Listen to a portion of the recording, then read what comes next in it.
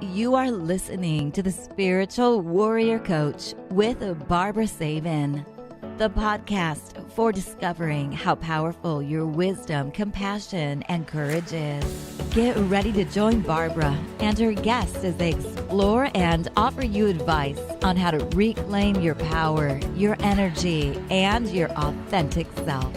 And now, here's the host of the show, Barbara Legere. Well, thank you for joining me today, and welcome to the Spiritual Warrior Coach podcast. I'm your host, Barbara Legere, and I am here to help you reclaim your energy, your power, and your authentic self. I am a certified clinical and medical hypnotherapist, Reiki master and teacher, energy healing specialist, life coach, and best-selling author of Gentle Energy Touch, The Beginner's Guide to Hands-on Healing. You know, I have been helping my clients for over 35 years, and the older I get, the more wisdom seems to come through. So isn't it time that you believe in yourself? Your mind is going to provide you with your greatest challenges in life because it's so very, very powerful. So let's use that mind for positive thinking, creating harmony, balance, peace, love, happiness, and anything else that your heart desires, because one day the world will tap you on your shoulder and say, this is your time to shine. And speaking about shining, and a very special guest today, I'm going to bring her on right now. Hi, Barbara. How are you? I'm good. How are you, Barbara? Good. Doing just good this week. As we mentioned, I had parathyroid surgery 3 weeks ago. So it's all healed, a little scar here, but we're getting back to normal. And that's all that matters. Yes. Let me introduce you, Barbara Legere. She's the author of Keven's Choice, A Mother's Journey Through Her Son's Mental Illness, Addiction, and Suicide. And Barbara has dedicated her life to fighting stigma against mental illness, substance abuse, and suicide, as well as talking about grieving after losing a child. And she writes about chemical dependency, depression, and anxiety. So, welcome, Barbara. And, I just have to tell you, I'm so sorry, for your loss. And I cannot imagine what you've been through losing a child, to this. It's horrible. Thank you.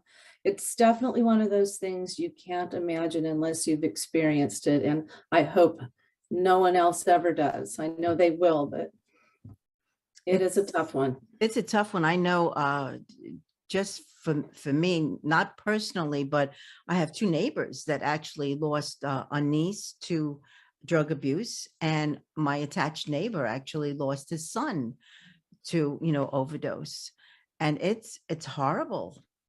It's an epidemic, and it's happening more than ever. I mean, there's thousands and thousands of people that have lost a loved one, and it just keeps getting worse because of fentanyl. Well, that's it. And they think they're taking something just to give them a little high, and it ends up unfortunately killing them.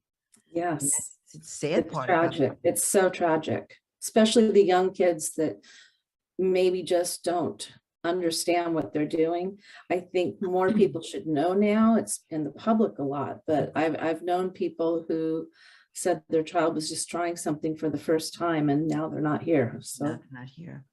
So well, number one, what age did your son pass away? But did he always have this problem? He passed away at age 29. He was 4 months away from 30, and he had always told me he wanted to have his life together by the time he was 30. So I always wonder if that had something to do with the timing. But he struggled with depression and anxiety since a really early age.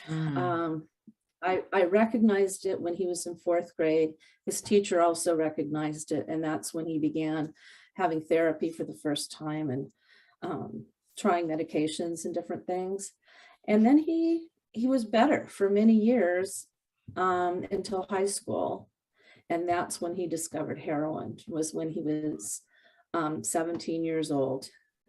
So he used from the age 17 to 29, and that was his reason that he told me he took his life.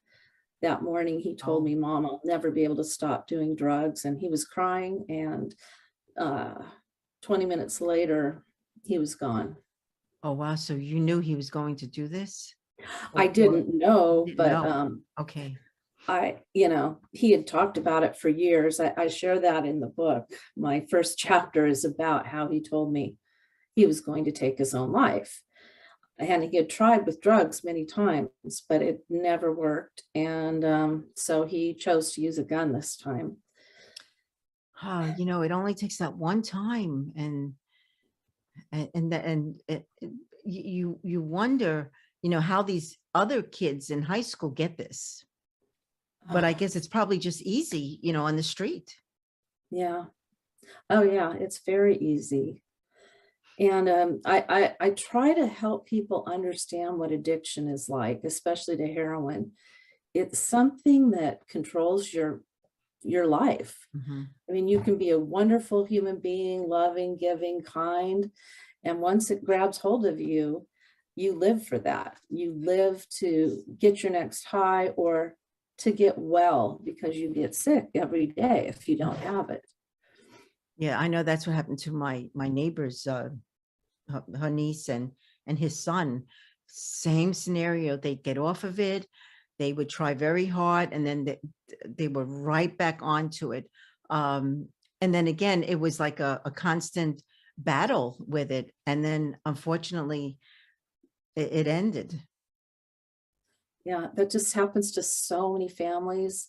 I belong to a support group for people who have lost their child to drugs, and there's 200 members. Wow. And that's just our little local area.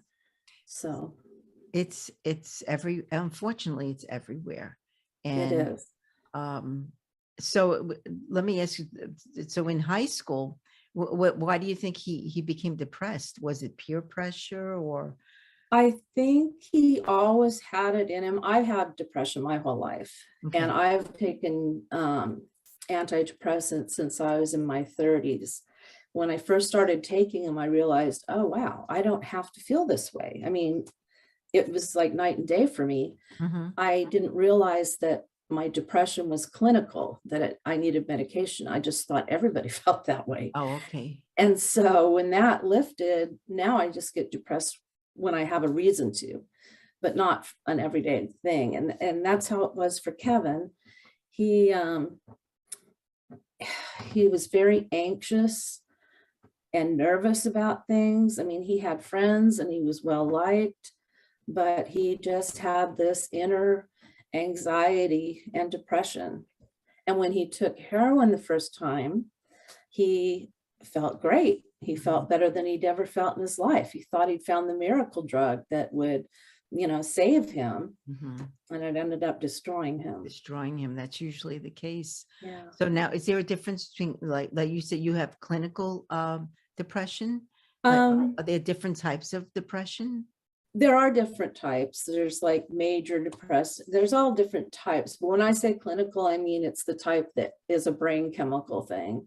Okay. It's not just an experiential thing. Like, obviously if you lose someone or lose a job or have a bad day, you might be depressed. Mm-hmm. But this was just like a general depression that kind of like a black cloud hanging over you at all times. That's how I describe it. And did his friends know about it and try to get him out of it? That type of depression? They did their best, but they were young too.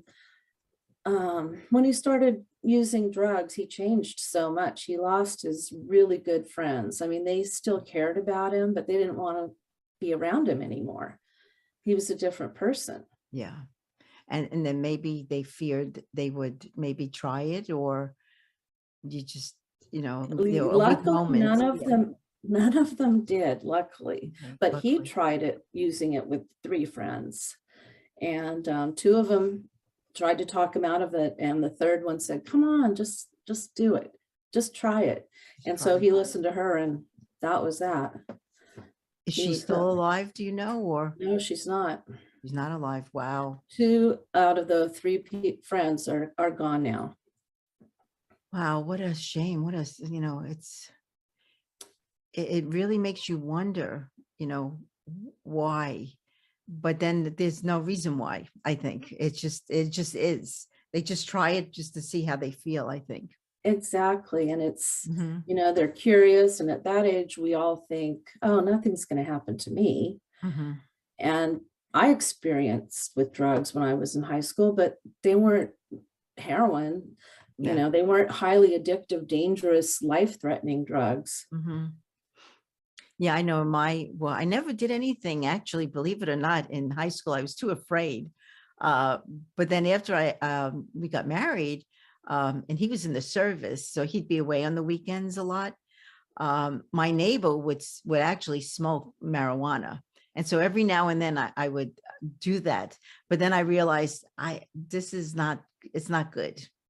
And so I knew better to stop it. Yeah. Otherwise, I think it would have definitely been very addictive. Oh, yeah, it can be for sure. Oh, yeah, I think any type of drug like that, because it's a Yeah. feel good. Yeah. And I don't like not being in control of myself. If I drink too much, I'm not in control of myself. So I don't drink. Well, yeah, I don't drink. I actually have not drank for about 30 years. Oh, And that's, again, so that I'm in control of me. And I do not like how I feel when I have a glass of wine or something. same here. Same Yeah. here. And I- there's nothing wrong with it. Oh, There's no. nothing wrong with it. But for people that can't stop, it becomes a problem. It's a problem. Yeah. So do you think with your son, he ended his life because he just couldn't take it anymore? Yes. I think he was suffering so much. It was like he was tortured. Seeing him those last few weeks, he lived with me. He could barely function. He was just so depressed and hopeless. He just felt hopeless. He knew he had to stop using drugs or he would end up on the streets, in jail. He had to stop, but he couldn't. Couldn't. He tried so many times. And I think that he just gave up. The depression mixed with the inability to stop using drugs just got to him. It's a shame when that happens, because I know my neighbor, her son, he did try. He really tried, but then it just doesn't happen. And they could be fine for like maybe a few days or a week or 2 weeks, and then they end up going right back to it, Yeah, which is sad. it is. And a lot of times when they go back to it, their tolerance level has lowered. Mm-hmm. And so they take the same amount and it kills them because Yeah. it's way too much. It's way too much. Keven was, using tons of heroin, and actually he switched to just using fentanyl at the end because it was so much stronger. I couldn't believe it when I saw the toxicology report. It was tons of fentanyl in his system. And I know that's not what took his life. Right. And they say like a little amount of that actually causes you, death. That's how high his tolerance had gotten. Wow. So he lived in with you in the house? Yes, he did. So Yeah. Did he work, or he wasn't able to? He had one job in his life, that's all. Okay. And he wasn't able to work. He did spend time in and out of jail. He spent 16 months in prison. That really, really messed him up. But yeah, he lived with me. I had tried different things to help him. Well, I think I tried everything I could possibly think of. Mhm. And having him at home was what I wanted. I just wanted to be there to love him, encourage him, Mhm. and just love him where he was. Can I ask you what landed him in jail? Drug possession. Drug possession. Drug possession. And then the prison was different. He also used meth sometimes, and meth can affect your brain so that you can go into psychosis, Mhm. which is what happened to him. And he thought he saw some bad guys in our backyard and called the police. He told him he shot these guys and they were all dead in our backyard. And so you can imagine the Oh, SWAT team, everyone was at my house. I can And imagine. that's what landed him in prison. Oh my. So now the 16 months in prison, he was not using, right? Or Not in the beginning, but towards the end, he was using in prison. It's not at all uncommon. so they still get it in Um, prison? Yes, I talk about that in the book too, because he, yeah, it comes in through the guards, or sometimes people sneak it in.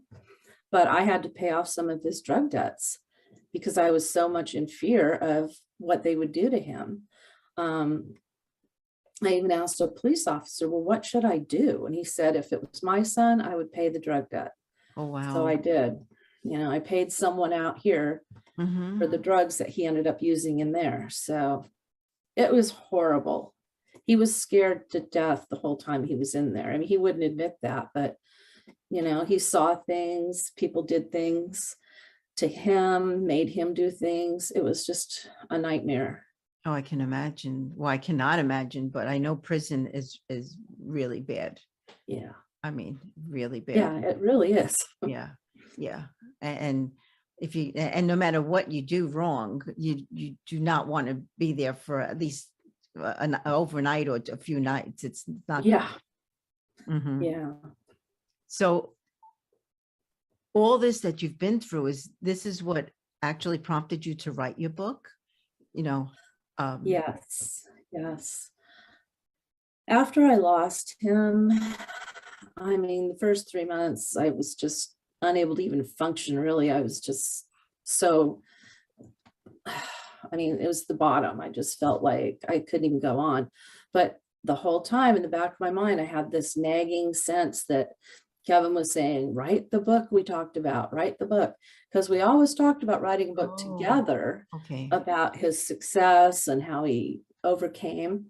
But that didn't happen. So I decided, okay, I'm going to write his story in a way that will help other people and get the message across about mental illness, addiction, suicide.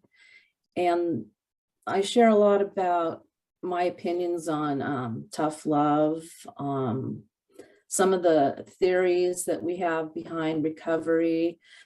And I interviewed a lot of people, have a lot of good info in there. But it was therapeutic in a way because it took so much of my mind, my energy and my time that I wasn't lost in grief.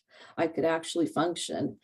And the grief never goes away. I miss him more because there's been more time passed. I mean, now I miss him twice as much because it's been twice as long. But yeah, the book, I felt a passion like, okay, the worst possible thing has happened to me. What am I going to do for the rest of my life? I'm single. I don't have any other children.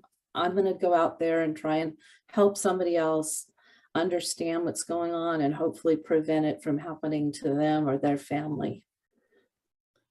Wow. So how long did it take you to actually write all this?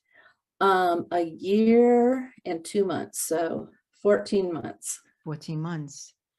Yeah. And I belong to a writing group, and that really made a huge difference for me because we wrote together 5 days a week. oh, you did. Okay. So via Zoom because of COVID, but yeah, I So still kept go every day. on track. Yeah. To write, because sometimes writing is, I know for myself, because I'm an author, writing is challenging. Yes, it can be. Yeah, very challenging. So, all right. So you've written this book, and are you like coaching other people, or I would like to. I mean, I'm available to anyone who ever wants to talk to me. They can reach me on my through my website. I have a blog and a newsletter, but I'm just available. I'm trying to speak at different places, and basically just share the message. Yeah, it's But I'm not formally a coach or anything like that, but I am absolutely willing to talk to anyone who wants to reach out to me. well, many times because you have all this life, real experience, that in itself is so much more than just speaking to someone that can just, maybe just verbally say something, whereas you've been through this, Yeah. which is, it's horrible. I know that you mentioned in your book that the 3 most dangerous words a parent can say is not my child or not my kid. Yeah. Can you expand on that? Because I know a lot of people say, well, my kid's not going to do that. Or Absolutely. Yeah. And I think most of us think that. And you raise your child with love, and you give them experiences and teach them right from wrong, and they're happy and everything's going fine. So you think my child will never try drugs, or my child will never do this dangerous thing. But a lot of them do. I mean, the parents I know that have lost their children, they had wonderful, wonderful families that love them. They were in sports. They were happy. And until they started using heroin, they were fine. So it is very dangerous. I've had people say things to me like, well, I raised my kids right. Like, I did it right and you did it wrong. But it's not the parents' fault. That's another one of my messages. The parents should never feel guilty or if it's their fault, because it's not. It really isn't. I've heard that from so many people that struggle with addiction, that they do not blame their parents. Now, is there like a way a parent would know that the child is doing this?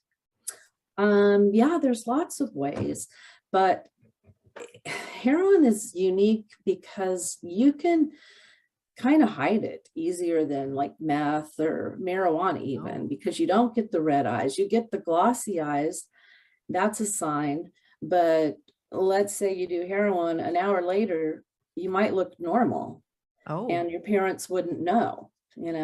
One sign is nodding off. If you see your child kind of like trying not to fall asleep, they call that nodding off. And that is a big sign that there's something wrong. Finding something in your child's room that doesn't belong there, like tinfoil or a straw, or even worse, a syringe, obviously, that would be a big red flag. Oh, wow. So, I mean, I don't know anything about this. So what does the tin? They use the aluminum foil to burn if they want to smoke it rather than inject it. Keven did both. Mostly he injected, but they burn it and then they use the straw to suck up the smoke. So if you find a piece of aluminum foil with a black line through it, that is what it means. They have used that to smoke heroin off of. I never knew that. Yeah, a lot of people wonder, why are there black smudges all over my house? That's why. The finger, it's hard to get off your fingers, and you might see little black smudges here and there. That would be another sign to a parent. So I know the syringe. Fingers. The syringe and the hands, and of course if they have needle marks, but I never knew about the tin and that. Is there any other signs that a parent could look for? I mean, when they take heroin, are they like spaced out or? It more looks like they're tired or they're going to go to sleep. A lot of people function with a full-time job. They use before their shift starts, they use at lunch, they use at the end of the day, and it just keeps them level. So it's very tricky. But someone who first starts using, especially a teenager, there's usually a change in friends, which, all parents are aware that if your child suddenly has an entirely new group of friends, that's something to look out for. I didn't see that sign because his new friends were in college and they had jobs. So I thought, they're fine. It never even occurred to me. Let's see, what other signs? I think those are the big signs. That they're something about their personality has changed. They're not as friendly and they're not speaking out as much. They're just kind of withdrawn. I'd say that's another sign. Withdrawn, like keep to themselves or stay in their Yes, room, yes. like that. Kevin would spend a lot of time alone in his room. Oh, interesting. And none of his friends would even say that he was on doing this. No, I eventually found out. He actually told me, and immediately got him into rehab and started that. He went to, I think, I lost track, but I'm say around 14 different rehabs. Wow. So many people go to multiple rehabs, and it's not the first time he went. I thought, oh, this is it. He's in rehab. He'll be here 90 days. And when he gets out, that whole chapter of our life is over. That's how naive I was. It doesn't work that way. It really, some people it does, but it's pretty rare for someone to just go one time. They usually have to go multiple times. Why do you think sometimes it doesn't work? I think it works for a while. And then they go back to their old ways, or while they're in there, they don't really want to be there. They're not invested in it. They're going because someone made them go, either the court, their parents, their spouse. Oh, okay. Keven was always wanted to succeed in rehab. He always wanted to get through the program and start his life. But for him, he could not say no. And usually he got out, and within weeks to a month, sometimes even the same exact day, he would start using again. Yeah. Oh, what a shame. So it basically, it was because he was depressed. Yeah, for him, that's what it was. Another really common way that young people start using, and adults too, but I know more young people that have passed, that's why I talk about them the most, is a sports injury. I can't tell you how many families I know that had a child injured in football, soccer, whatever the sport may be, and had to go to the hospital and were given Vicodin or OxyContin when that was popular. And that's what started their addiction. It was all about the pills. And they used pills up to the point where they couldn't get them anymore. And someone said, well, heroin's so much cheaper and so much easier to get, and it does the same thing. So they say, oh, okay, I'll switch to that. And that's what happens really often. I can truly understand that, because this, as I mentioned again, the parathyroid surgery, I was given the option of, I think it was oxycontin or one of them. And I know, because of my clients and everyone, that it can become habit, addictive. And so I said, absolutely not. I'd rather take a Motrin with Tylenol. And there was a little bit of a surprised look on their face when I mentioned that, because I know, it is a feel good type of feeling. And then, it wears off and you say, gee, all right, the pain may be there, but then now you're looking again for that feel good feeling. Exactly. Yeah. Exactly. And I looked and said, not me. And I'm going to be 74 years old September. And I swear to you, I've never, ever, reached into any of that. Because again, I know what it can do, because it's all around us, all that. Good for you. And doctors need to hear that too, because they just hand things out. So when someone's saying no, it hopefully will make them stop and think, well, maybe I could just get away with giving her this. Yeah. Or, a Motrin. And obviously you're fine. You survived it. Yeah. I mean, I'm a little foggy. I apologize at the beginning, but. Oh, I've been foggy for years. Ever since I lost Keven, I've been foggy.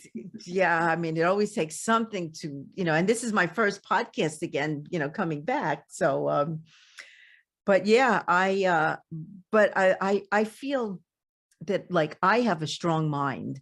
Do you feel that they really needed he may have needed a stronger mind, or it just was? That's a really good question. And I can only speak for him from what I know of him. So this doesn't apply to anybody else. But Keven was extremely intelligent. I mean, he was off the charts intelligent, but he had very little self-confidence, self-worth. Okay. And in that way, he was more of a follower. And I think that's what got him started. And it just played into it. Okay, now I'm using drugs. I'm an even worse person than I was before. And year after year and a year, it just drained him and just made him lose all hope. Well, yeah, and it definitely does a number on their confidence and self-esteem. And yes. Oh, yeah. He felt horrible. And that's one reason fighting the stigma against mental illness and addiction is so important, because society makes them feel horrible. I can't tell you how many TV shows I've been watching and the word junkie comes up and it's like, oh yeah, that junkie. And they refer to people like they're not even people. Exactly. They look down upon them. And, we have an entire homeless population that's either addicted to drugs, mentally ill, not all of them, but a large majority of them. And it's very sad. Yeah, I don't think our government is doing enough.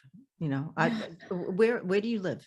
I live in California, Southern California. Okay, I'm in Southern California also. So yeah, I truly understand. Everywhere you go, yeah, it's everywhere, the homeless. And you wonder why isn't something being done about this?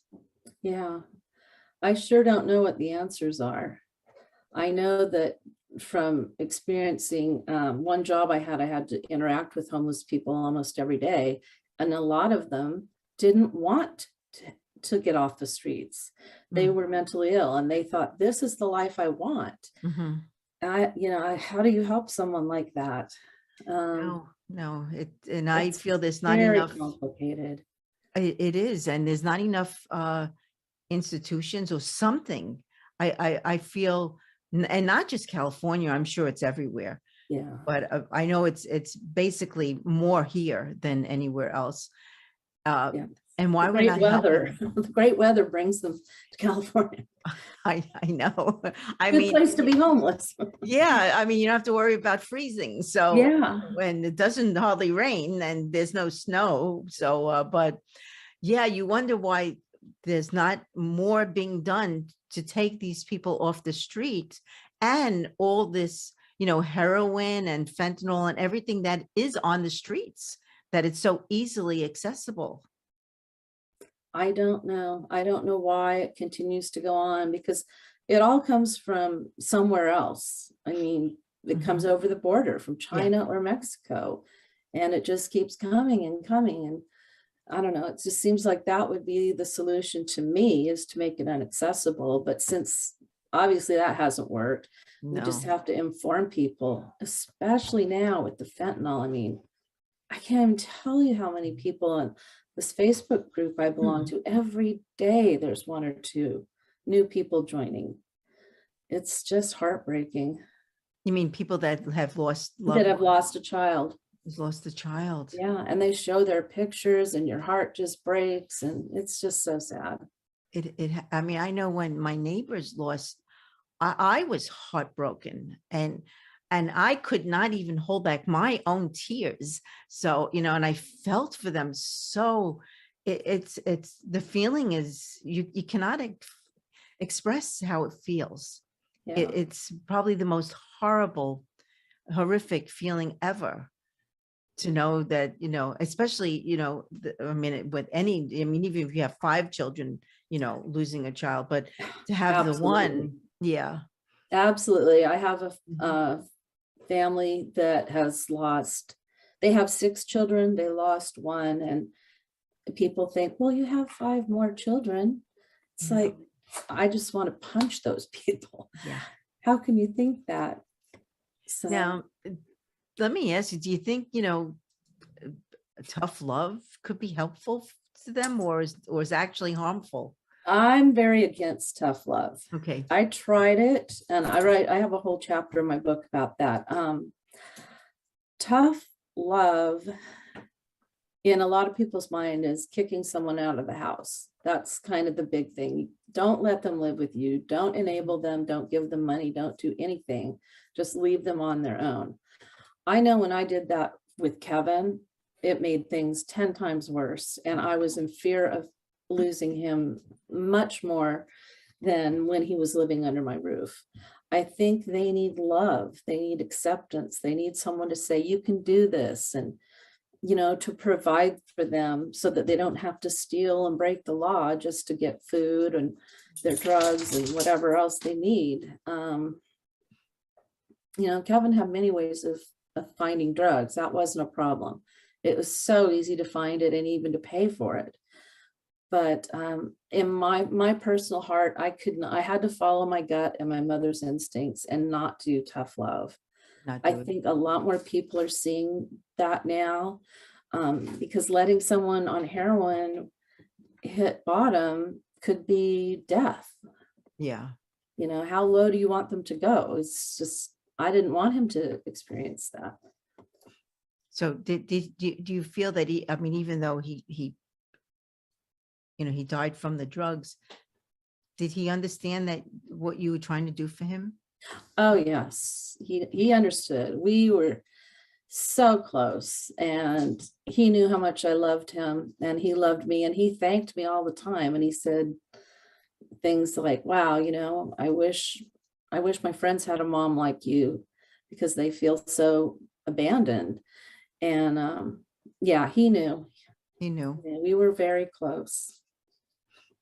And I don't, some parents do have to remove their child from the home.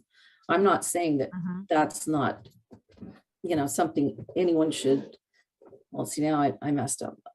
What I'm saying is sometimes you have to remove your child from the home if it's affecting other siblings, if they're being violent, it has to be done. With Keven, that wasn't an issue. There were no siblings. He was never violent. So I kept him with me. I wanted to be there. I mean, he talked about suicide for so many years. I kind of accepted that it was a possibility, and I wanted to be there if it ever happened. That's just my personal feeling. I wanted to be there. Did he pass away in the home? In your home? Yes. Oh, he did. Yes, we were talking in the morning, and that's when he told me I can't stop doing drugs. And about 20 minutes later, I was sitting at the kitchen table and I heard a gunshot, and I knew. Oh, God. Yeah. I'm sorry. Oof. Thank you. And I knew, in that moment, your whole life changes. I'm a completely different person. I never would have spoken on a podcast before. I'd be too shy. But now I'm very outspoken, and the worst things already happened to me. What more possible could happen? I'm not afraid of anything anymore. I'm not afraid of making a fool of myself. I'm not afraid of dying. I'm not, it's just, those things are so trivial. The only thing that matters to me is getting the word out there and hopefully preventing this from happening to more families. Now, I know you have a Facebook group. And do people come on it before the child or someone they know, Yes, the support group I belong to is, we meet in person here locally, but the Facebook page is open to anyone who has a child, or not just a child, a loved one who's struggling with drugs or who has lost someone to an overdose. And it's called Solace for Hope. And it's a nonprofit organization, and it's a private group. So whatever you say there is personal. It stays between the group, but you can check it out, or you can email me and I can direct you there. But it's Solace for Hope. Oh, okay. And it saved me. I mean, I started going when I lost Anthony, who was like a son to me. So I'd already been going for 6 years when I lost Keven. And I don't know how I would have gotten through this far without that group, because they know. You want to be around people that know, that understand. So, what do you think, as a society we can do to help with these issues. You know, I know the support group is very important. Also, your book that people need to read, especially if they have someone that's, you know, addicted. Yeah, I think mental illness is huge because it's so often combined with addiction. We need to do more. We need to make help available to more people. We need to stop the stigma so people aren't ashamed or afraid to ask for help. We need to shut the drugs down from coming across our border and educate our children from a really young age, because now you can't even take one pill. You can't try anything. No. You cannot try anything. It could be in marijuana, cocaine, a pill. It could be in anything. And I don't know, as a society, I wish we could all just be a little kinder to one another and more compassionate and empathetic. I know that's really the key is more understanding and to feel for them and try to help them instead of throwing them out on the street and things like that.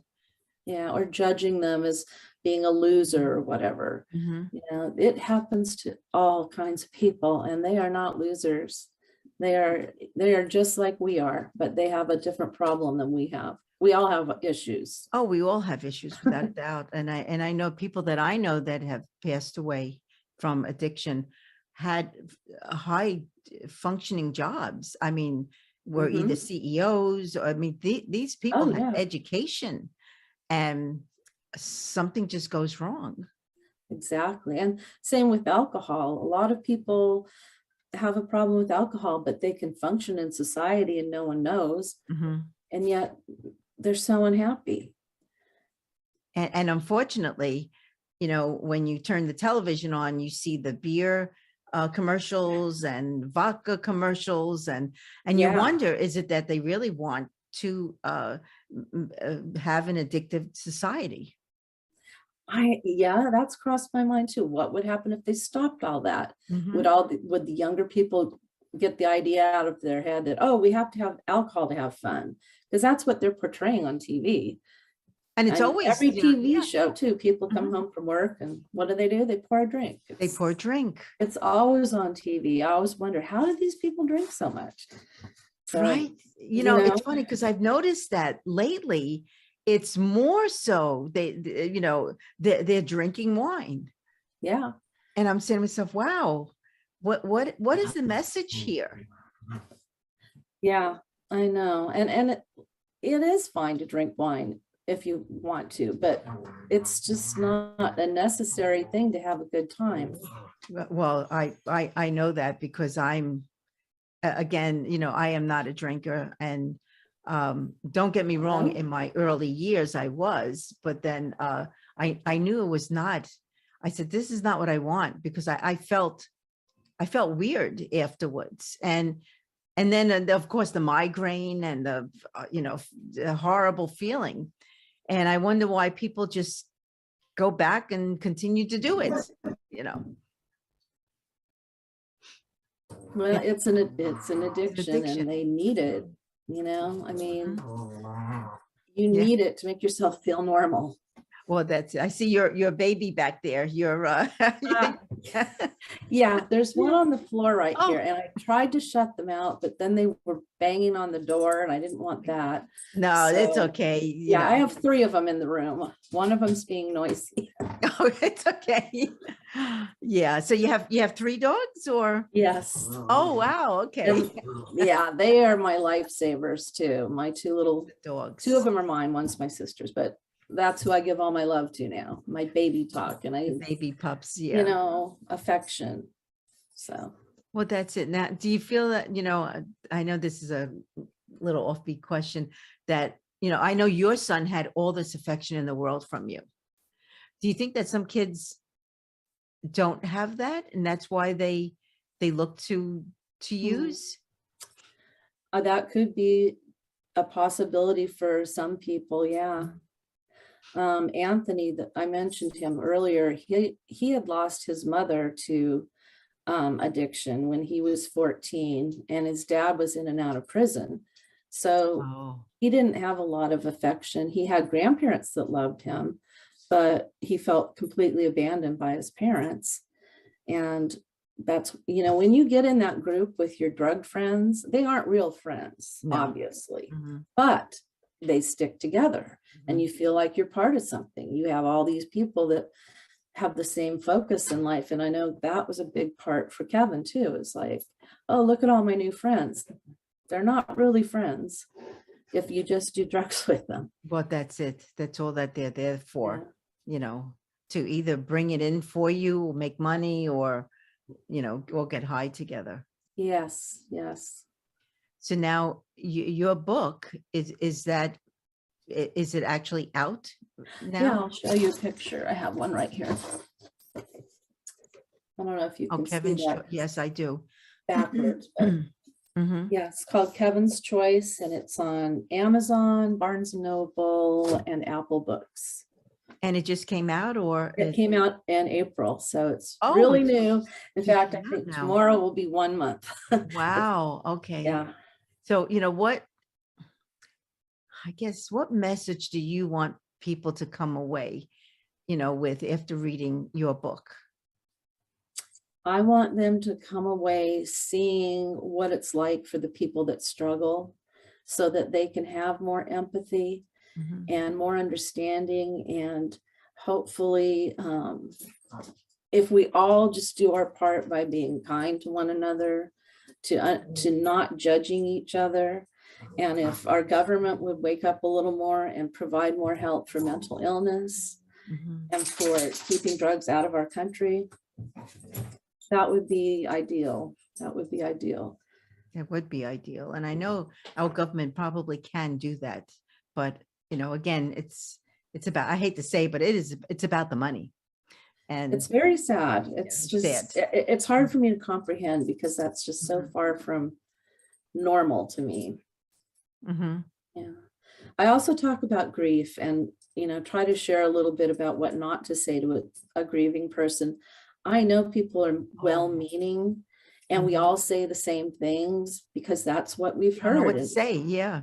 Yeah. And it's just, sometimes it can be hurtful. I think most people I know that are grieving the loss of a child just want to hear, questions. Well, how, tell me about your son, or I can't even think of any right now, but, checking in on you, doing things for you without really asking, like just bringing you a dinner, Right. or just asking you to coffee.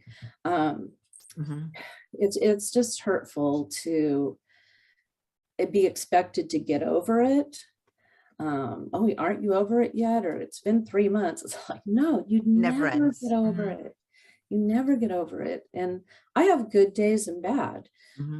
My nights are usually when I cry and get upset, and the day I'm usually okay because I have so many things to do.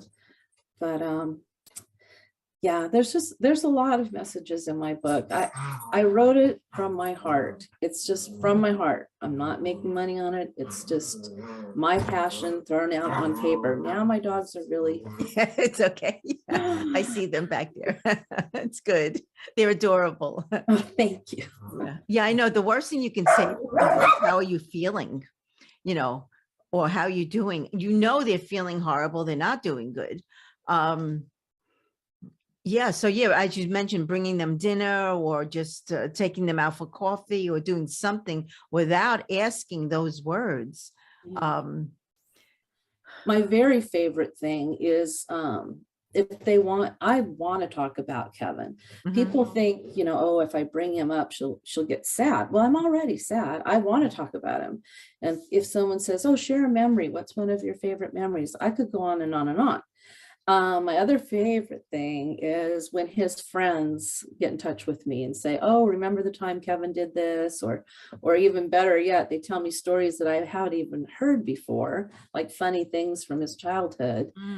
And, or they send me pictures that they find on their phone that I didn't have. That's like the best gift in the world, because you'll never get another picture. But if somebody has one, they can give it to you, and it's wonderful. So now, do you keep in touch with some of his friends from? Yes, I do. So many of his friends are gone, though. The ones that I was very close to, most of them are gone. And there's not a whole lot left. His childhood friends, the ones that never did drugs, I keep in touch with them, and they like one's coming over next weekend to see his mom. So he's going to come see me too.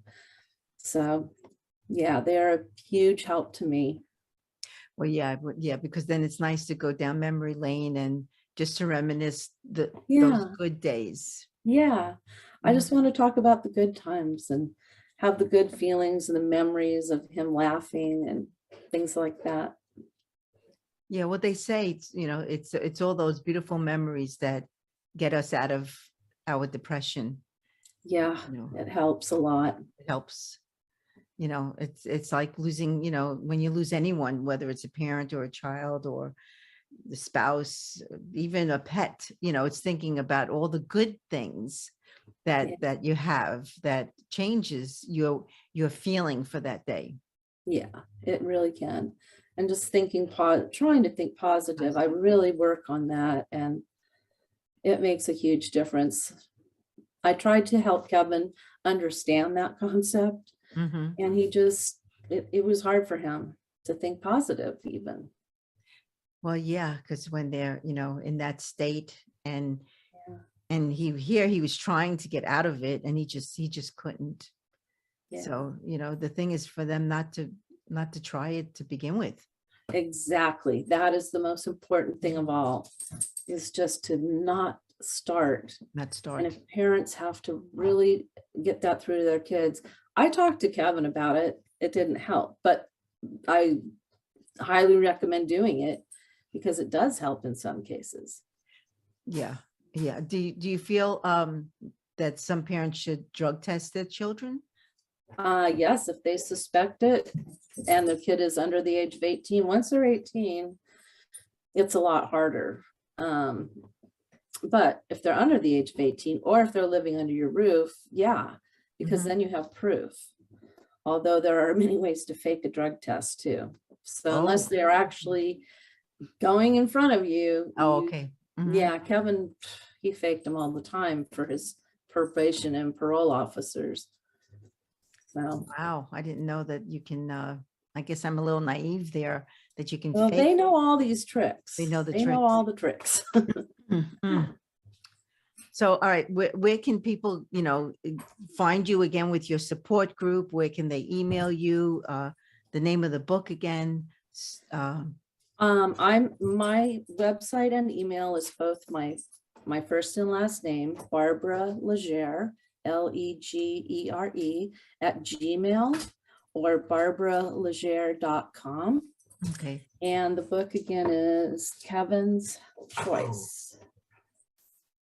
Oh, and David Sheff endorsed this book, which meant a lot to me. He's the author of Beautiful Boy. So when he said he liked my book, I was like, okay, I did it. Well, yeah. I had no idea how it was going to come across. It's a pretty thick book, I see. Yeah, well, you know what? There's pictures in it. There's pictures. Oh, you have pictures of your son? There's poetry in the end that Keven wrote. Okay. Yeah. So it's about 200 pages long, if you're just counting the words. Oh, okay. So again, they can purchase it on Amazon. And what is the support group again that you belong to? Solace for Hope. Solace for Hope. SOLACE. Okay, for hope. Which it stands for, let's see if I get this right, because I don't say it very often. Solace for Hope stands for support. Oh gosh. Never mind. Support. It's support with compassion and empathy. Oh, support overdose loss, compassion and empathy. SOLACE. Sorry about that. Oh, no, it's okay. That's the day I'm having today. So I hope it's not coming out on you. No, I have it a lot. That's a symptom of grief. We call it grief brain. It's a real thing. Well, with your memory. I understand that because, we just lost we had 3 dogs that passed away, but the oldest one just passed away and he was 19 and a half years old. Oh my gosh. And he passed away right before my surgery. And I'm still, it takes time. Oh, yeah. And, the time sometimes is longer than you think. So, Oh, yeah. yeah, but, Losing a dog is traumatic too. oh, And they're our babies. They're without a so doubt. innocent. And we had him when he was like 3 months old. So, Oh my 19 and a God. half years, that's a long time. Was he a small dog? Because I hear Yes. small dogs live longer. He was like a schnauzer type of, and yeah, he Aw, lived to that long. And his sister, she passed away when she was 16 and a half. So that's that long was, too. That's pretty yeah. long. Yeah. So I'm still, I guess, grieving over him, because usually he would be in the room with me, the way your babies are in the room with you. So, yeah. But I'm going to take a little time out right now for pets. Yeah. Until I go to a shelter, and then they come home with me again. So, but all right. So one more time, where can people get a hold of you?